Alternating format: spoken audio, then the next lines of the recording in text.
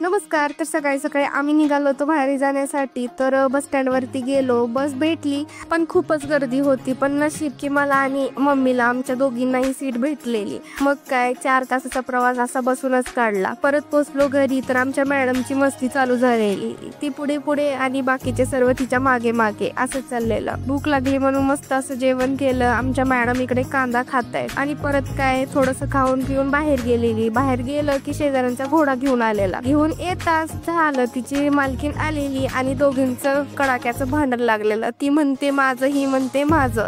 शेवटी दोघींना शांत केलं. कशाच्या तर नादी लावावं म्हणून त्यांना बॉल दिलेला. मग काय दोघी बॉल खेळत बसलेल्या. परत बाबा आली की लगेचच बाहेर निघालेलं. थोडा वेळ बाहेर गेले असं शांतता वाटली म्हणून शेजारी गेलेलो. तर तिथे छान साड्यांचं कलेक्शन आणलेलं होतं. मला 2 टॉप आवडले तर ते घेतले. तर चला असं संपला आजचा दिवस. भेटूया उद्याच्या व्लॉगमध्ये. तोपर्यंत बाय बाय.